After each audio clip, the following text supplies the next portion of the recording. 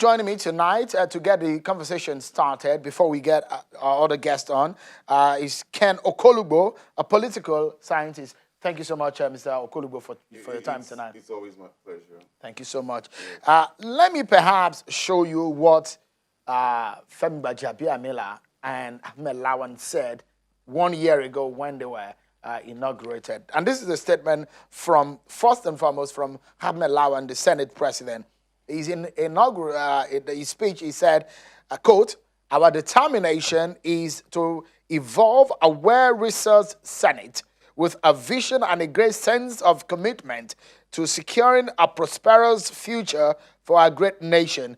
I strongly believe that for the 9th Senate to live up to this declaration, it must be operated as an institution that is largely accountable, participatory, collaborative, and responsive to the needs, aspirations, rights, and liberties of the masses whose mandate we hold in trust." Let's look at what the Speaker of the House of Representatives said 1 year ago. This was a statement from the Speaker 1 year ago. He said, I quote, "The 9th Assembly under my leadership is going to be a house of reforms, or, if you like it, a reform assembly. The reforms will be dished out piecemeal and at intervals so as not to shock the system. Moving forward, therefore, my dear colleagues, it will not be business as usual, and we will be making the table, we will be shaking the table just a little." End of quote. That's according to Femi Gbajabiamila 1 year ago. 1 year after Mr. Okolugbo, did Gbajabiamila shake the table? Did the House of Reps shake the table? What's your assessment of the National Assembly in 1 year? Well, if you look at the zeal which Gbajabiamila and Ahmed Lawan actually came on board, you agree that this was a position that they had always sought as far back as 2015 when they didn't get into that position. They came with a lot of vigor, quite all right, but we have to look at it from different perspectives. As of December last year, between the two houses, they had about 688 bills. But you see, the rate at which those bills have passed the second and the third reading and been signed into law has been quite slow. Because if you look at 688 bills that they had, that has come from different members of the parliament, one would have expected that most of those bills by now would have been assented to by the president. And basically, the task of the National Assembly is to make laws that are going to help us in the federation. And you know, this is one house that has had a lot of scandal in terms of the kind of bills that have come. Some scandalous bills like the hate speech bill, like the bill that they have. It happened to in the the hate speech bill. A similar thing happened. Yeah, but social media bill. Well, which was different. Yeah, but this was a hate speech bill, which sort of pronounced death penalty. Then the bill that was introduced in February that said they wanted to actually grant immunity to the principal officers of the Senate and the House of Reps. You know, other than that, they have actually also not. I must give them credit for passing the budget. For the first time, the budget was passed almost at the start of a new calendar year. Their first year, the regularization of the budget here. That was exactly what they did. But you see, that's one of the plan of the Senate, the Ahmed Lawan Senate. Yes. They said they were going to plan, make sure that they regularize. That is why I gave them that pass. For a lot of, for like a couple of years now, we haven't seen that. So I must give them that pass mark.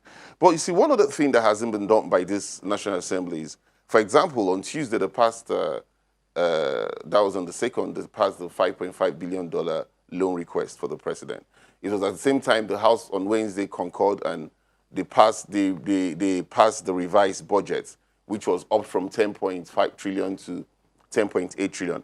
But what I found a bit worrisome was that the medium-term expenditure framework was also passed on the same day.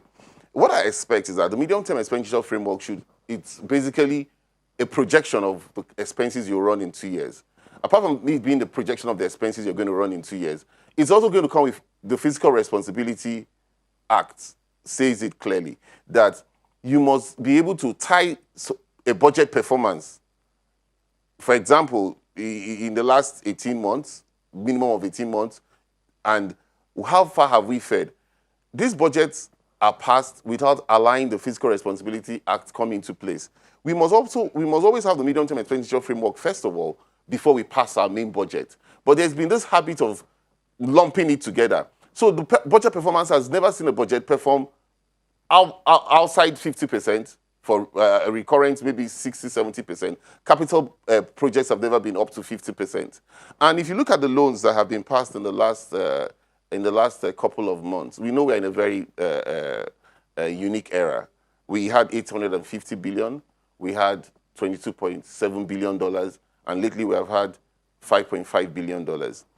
Are we really asking the executive to give us the what and where they have used these funds? For example, the $5.5 billion are sourcing from the IMF, they're sourcing from the World Bank, they're even sourcing from the Islamic Development Bank. What are the payment terms? What are we tied to? We are using some of these funds to actually service debts. We're also going for Eurobond. These are the areas I think the National Assembly should go deeper. And also, very key, the petroleum industry bill. That is one thing, if they do, the Ninth Assembly would have enmeshed themselves in the annals of history. Because we know that we have refused to attract investors into one mono economy that we run. It has been a problem because of the petroleum industry bill that we haven't seen on stream. So, I mean, in the whole, it's a one thing to have an agenda. It's another thing to implement. So if we look at, because the role of the National Assembly is majorly onto, like, say, they do some other things. But if you look at this gentleman right there on your screen, this man said that he wanted reforms. This man said, basically, I want a situation where there will be collaboration with the executive. And a lot of people criticized them that they were going to be a rubber stamp. Do you think they've been some kind of rubber stamp? Well, I wouldn't agree that they've been rubber stamp. To a large extent, in the issue of the loan passage, I faulted them. But they haven't been rubber stamps. In fact, in the last couple of months, I've been impressed with these two gentlemen.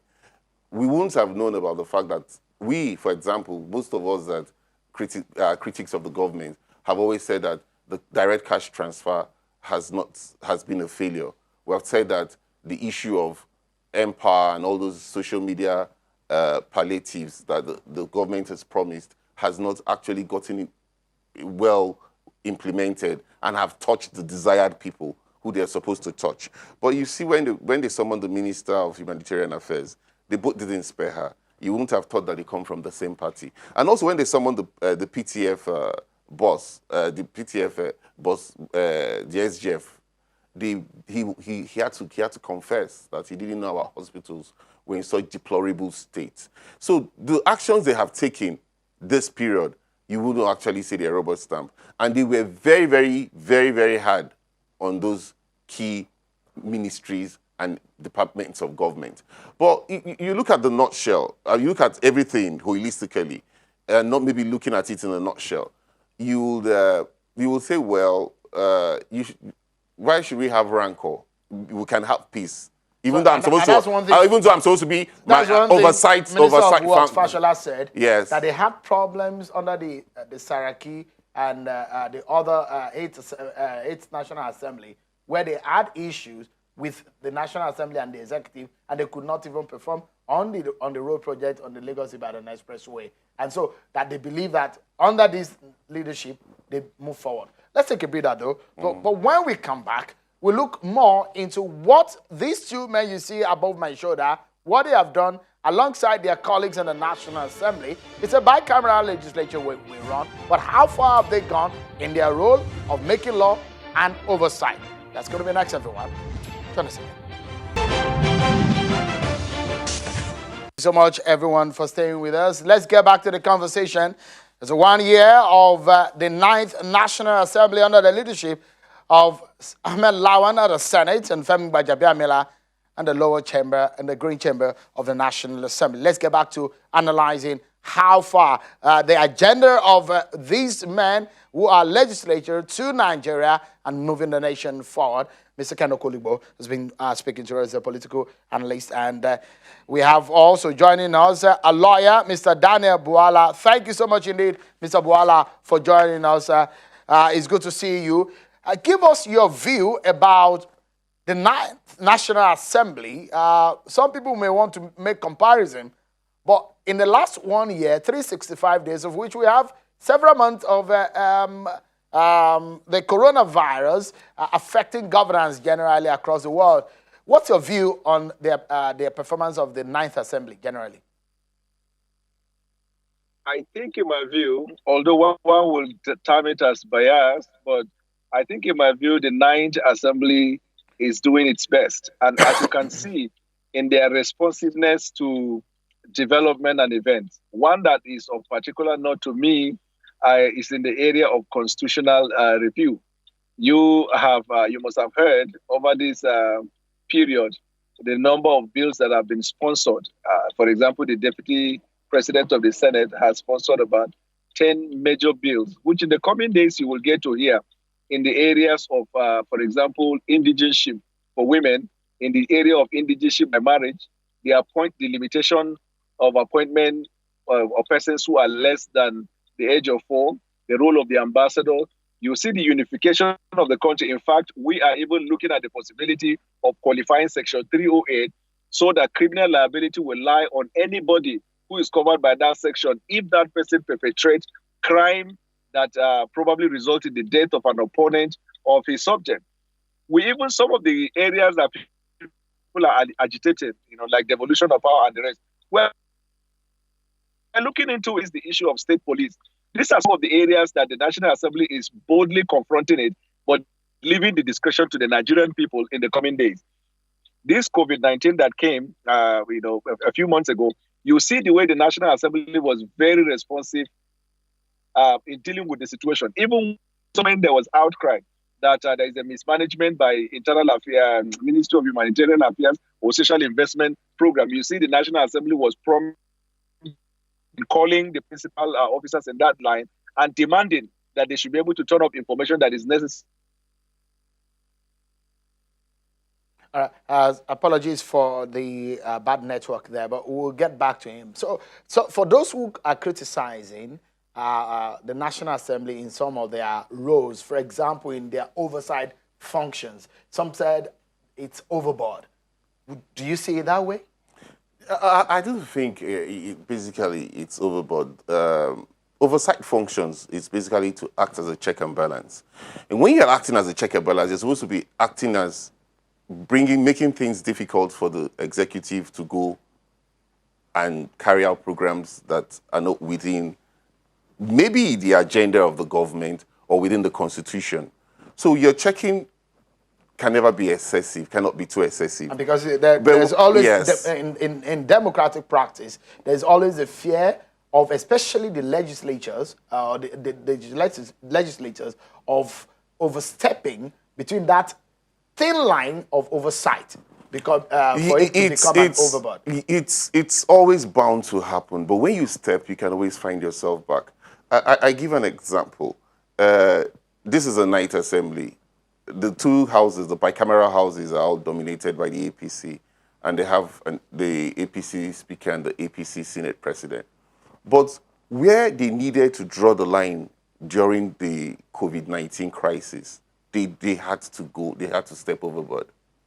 And that was what brought both the Ministry of Humanitarian Affairs, both the PTF, back on track. And even at that, a lot of people felt it was even still not enough. Right. But looking at it, you basically want to say they went overboard. But they need to do more. I don't know if Mr. Bwala is back with us now, but if he's back, another issue that a lot of people have talked about is a budget for the renovation of the National Assembly. The 37 billion budget. It's been cut down, but a lot of Nigerians are thinking, why would you want to spend such a money, especially when we have a revenue problems? It wasn't anything anybody would support, that 37 billion. It was one of the lows of the Ninth Assembly, because even though one is not saying it's 37 billion, it's going to be mismanaged or it's going to be embezzled, but you're looking at Prioritizing projects. Mr. Bwala is back with us. Okay. Mr. Bwala,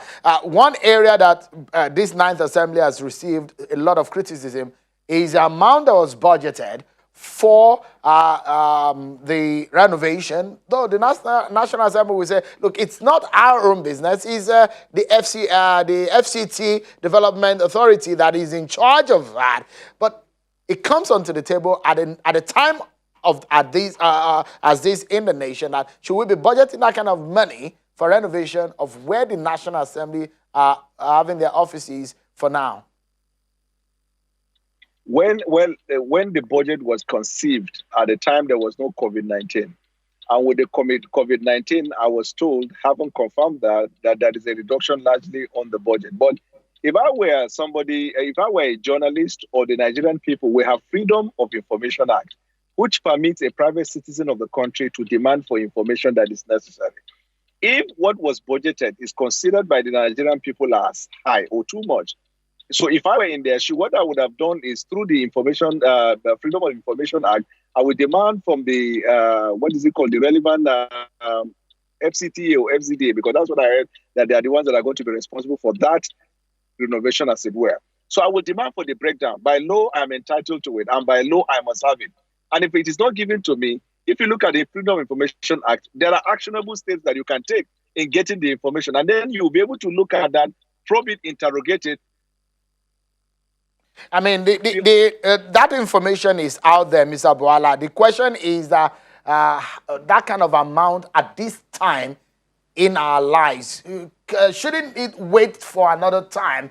Because we're borrowing money to service our budget, yet we have such amount of money to fix or to repair the National Assembly. Are you still there, Mr. Bwala? Yeah, it's a reasonable argument. Anybody who raised that is a reasonable argument, because then what you're looking at now is priority. That is to say, you are not arguing the fact that there is need for the renovation, but your argument is that having regard to the situation we find ourselves, the fact of lack of availability of funds, the fact that oil is no longer selling, the fact that we're confronted by different situations, I think is a reasonable argument to then begin to critique the National Assembly. But then you have to hear from them. What is their response to the reasonability of the argument that is made by the Nigerian people? Let's close, and let me get your view in about 20 seconds or so on the criticism that this National Assembly may be a rubber stamp of the executive. Have they looked like that in the last 365 days? I have a very different view, and I can show it to you. Number one, the Ministry of Humanitarian Affairs is an executive branch of the government. But when there was an outcry, they summoned them and demand for explanation, and they are on it. The Niger Delta is under the presidency. We lost him yet again. But I think we need to close now. I must sincerely thank you tonight, Mr. Okolugbo, for coming tonight. Thank you so much. And also, Mr. Daniel Bwala, for stopping by at some point in Abuja to Skype us tonight and give your views on the first year of the 9th National Assembly. That's our show for tonight, everyone. Many thanks for watching. Bye-bye.